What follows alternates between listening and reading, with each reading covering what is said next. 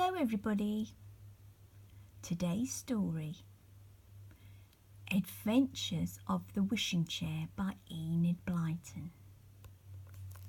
Are you comfortable? Good, then we'll begin.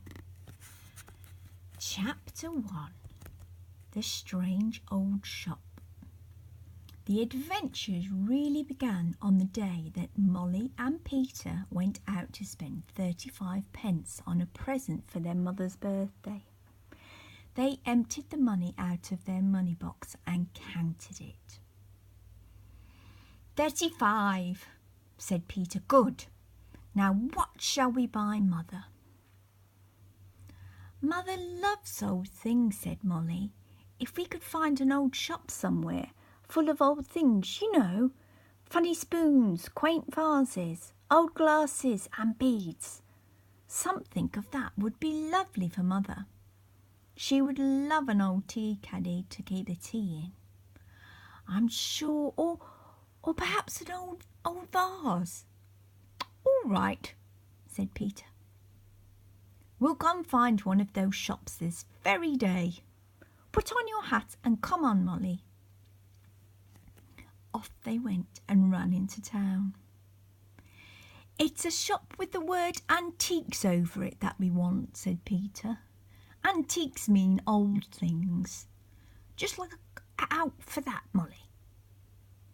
But there seemed to be no shop for the word antiques printed over it all. The children left the main street and went down a little turning. There were more shops there, but still not the one they wanted. So they went and came to a small, narrow street, whose houses were so close that there were hardly any light in the road. And there, tucked away in the middle, was a shop with antiques printed on a label inside a dirty window. Good, said Peter. There is a shop that sells old things. Look, Molly, do you see that strange little vase with swans set all around it? I'm sure Mother would like that. It is marked at 25 pence. We could buy that and some flowers to put in it. So into the old dark shop they went. It was so dark that the children stumbled over some piled up rugs on the floor. Nobody seemed to be about. Peter went to the counter and rapped on it. A tiny door at the back opened and out came the strangest little man, no higher than the countertop. He had pointed ears like a pixie. The children stared at him in surprise. He looked very cross and spoke sharply. What do you want, making a noise like that? We want to buy the vase with the swans around it, said Peter. Muttering and grumbling to himself, the little chap picked up the vase and pushed it across the counter. Peter put down the money. Can I have some paper, please, to wrap the vase in? He asked politely. You see, it's for my mother's birthday, and I don't want her to see me carrying it home.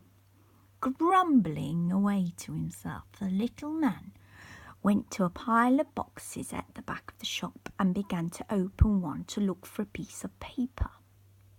The children watched. To their enormous surprise, a large black cat with golden eyes jumped out of the box and began to spit and snarl at the little man. He smacked it and put it back in again. He opened another box. Out of that came a great wreath of green smoke that round the shop smelt strange. The little man caught hold of it as if it were a ribbon and tried to stuff it back in that box again, but it broke off and went wandering off. How he stamped and raged. The children felt quite frightened. We'd better go without the paper, whispered Molly to Peter. But just then another extraordinary thing happened. Out of the next box came a crowd of blue butterflies. They flew into the air, and the little man shouted with rage again. He darted to the door and shut it, afraid that the butterflies would escape. To the children's horror, they saw him lock the door too and put the key in his pocket. "We can't get out till he lets us go," said Molly. "Oh dear, why did we ever come in here? I'm sure that little man is a gnome or something." The little fellow opened another box, and hey presto, out jumped a red fox. It gave a short bark and then began to run about the shop, its nose to the ground. The children were half afraid of being bitten, and they both sat in an old chair together, their legs drawn up off the ground, out of the way of the fox. It was the most curious shop they had ever been in. Fancy keeping all those queer things in boxes. Really, there must be magic about somewhere. It couldn't be a proper shop. The children noticed a little stairway leading off the shop about the middle, and suddenly at the top of this there appeared someone else. It was someone tall and thin, with such a long beard that it swept the ground. On his head was a pointed hat that made him seem taller still. "Look," said Molly, "doesn't he look like a wizard?" "Tippet, Tippet, what are you doing?" cried the newcomer in a strange, deep voice like the rumbling of faraway thunder. "Looking for a piece of paper," answered the little man in a surly tone.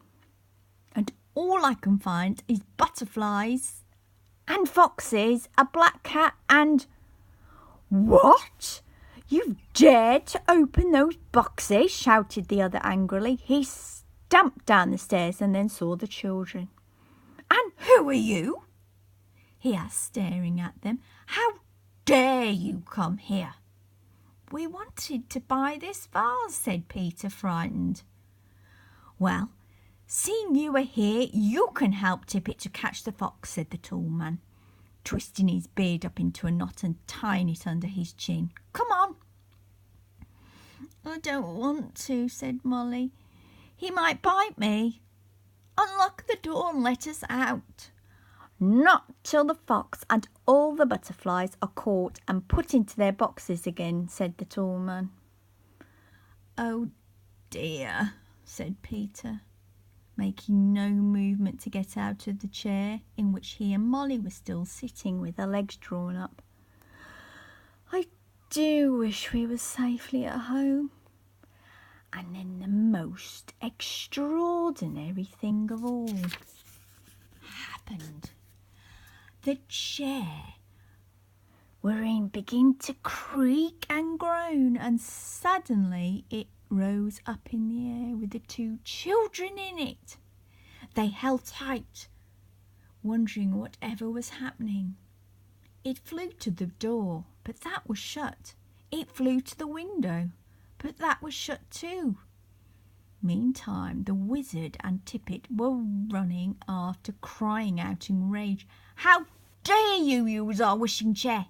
Wish it back, wish it back." "I shan't," cried Peter. "Go on, wishing chair, take us home." The chair, finding that it could not get out of the door or the window, flew up the little stairway. It nearly got stuck in the doorway at the top, which was rather narrow, but just managed to squeeze itself through.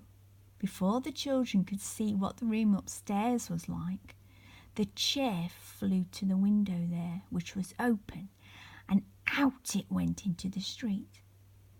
It immediately rose up very high indeed, far beyond the rooftops and the housetops, and flew towards the children's home.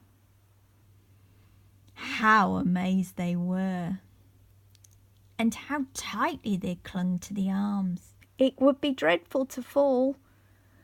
"I say, Molly, can you hear that flapping noise?" said Peter. "Has the chair got wings anywhere?" Molly peeped cautiously over the edge of the chair. "Yes," she said, "it has a little red wing growing out from each leg. And they're making a flapping noise. How queer." The chair began to fly downwards. The children saw that they were just over their garden. "Go to our playroom chair," said Peter quickly. The chair went to a big shed at the bottom of the garden. Inside was a playroom for the children, and here they kept all their toys and books, and could play any game they liked. The chair flew in at the open door and came to rest on the floor. The children jumped off and looked at one another. "The first real adventure we've ever had in our lives," said Molly in delight. "Oh, Peter, d'you think we've got a magic chair? A wishing chair?" "Well, it isn't really ours," said Peter, putting the swan vase carefully down on the table. "Perhaps we had better send it back to the shop." "I suppose we had," said Molly sadly. "It would be so lovely if we could keep it."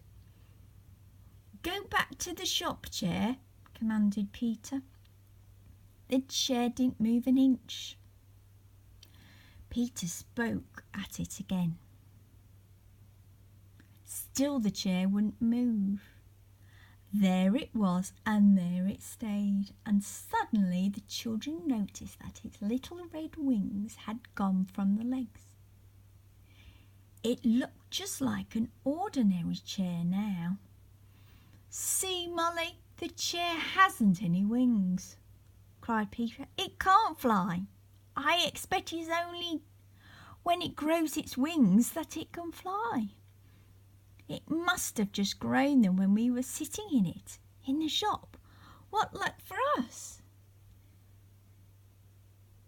"Peter, let's wait till the chair has grown wings again, and then get in it and see where it goes," said Molly, her face red with excitement. "Oh, do let's." "Well, it might take us anywhere," said Peter doubtfully. "Still, we've always wanted adventures, Molly, haven't we? So we'll try. The very next time our wishing chair grows wings, we'll sit in it and fly off again." "Hooray!" said Molly. "I hope it will be tomorrow." It's the end of chapter 1. Okay, good night now, everybody. You take care.